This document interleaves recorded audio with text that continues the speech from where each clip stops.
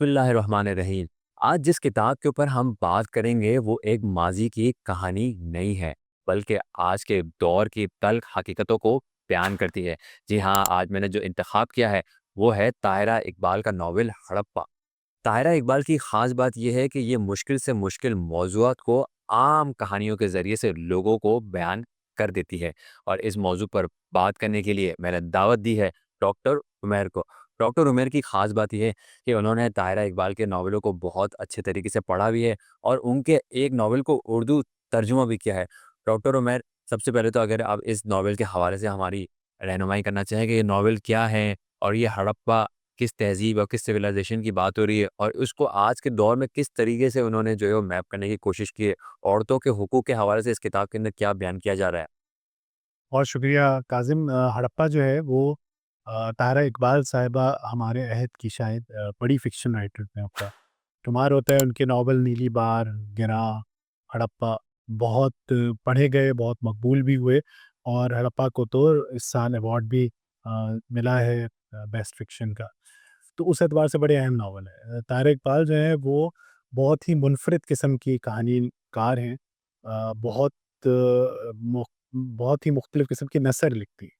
उनका जो नसर लिखने का अंदाज़ है उसको अंग्रेज़ी के अंदर हम फ्लोइंग प्रोज़ कहते हैं या उर्दू में हम शायद उसे बहती हुई नसर कहेंगे। तो वो उस तरह की नसर लिखते हैं जिसमें उनकी जो मंज़र निगारी है ख़ास तौर मतलब मेरी ज़ाती राय में मैंने एनी ब्रॉन्टे जो wuthering हाइट्स की राइटर है, उसके अलावा बहुत कम राइटर्स ऐसे देखे हैं जो इतनी नेचुरल फ्लेयर रखते हों मंज़र निगारी का।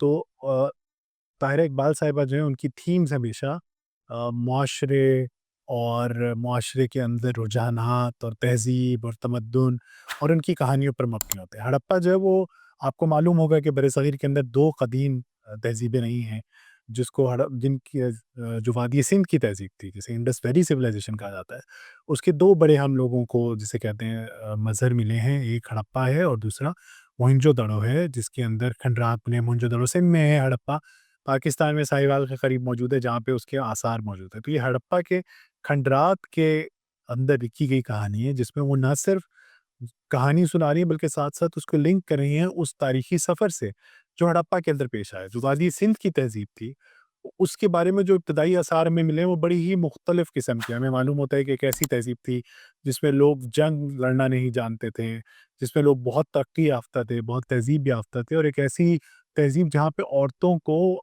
बराबरी का बल्कि शायद क़यास-ए-आदत का दर्जा हासिल था।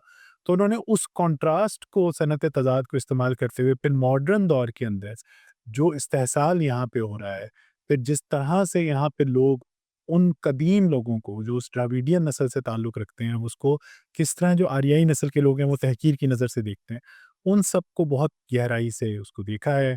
उसके अलावा वो एक फ्यूडल की कहानी है जो हमेशा से ताहिरा इकबाल साहिबा का एक तो इम्तियाज़ रहा है कि वो पंजाब के देही मुआशरे में जो ज़मींदार तबका है उसकी कहानी बहुत उम्दगी से लिखती हैं। तो उन्होंने उसको वो किया है, बहुत ही ज़बरदस्त किस्म के इसमें किरदार हैं जो बहुत मुनफ़रिद किस्म के किरदार हैं।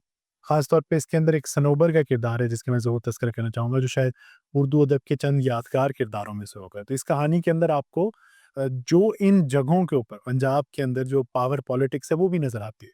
तो सियासत का मौज़ू आम तौर पे ताहिरा इकबाल साहिबा बराह रास्त नहीं खोलती, वो एलेगोरिकल नॉवल लिखती हैं। तो लेकिन इस नॉवल में उन्होंने उसके ऊपर बराह रास्त लिखा है कि किस तरह इन मुआशरों के अंदर सियासी मंज़रनामा तब्दील हो रहा है, किस तरह आपस में सियासी मुकाबलाबाज़ी है, क्या चीज़ें लोगों का इस्तेहसाल करने के लिए इस्तेमाल होती हैं। तो वो एक बड़ी ही दिलचस्प किस्म का एक पूरा लैंडस्केप आपके सामने पेंट करती हैं, जिसमें मुनफ़रिद किस्म की थीम्स हैं जो आपके सामने आती हैं।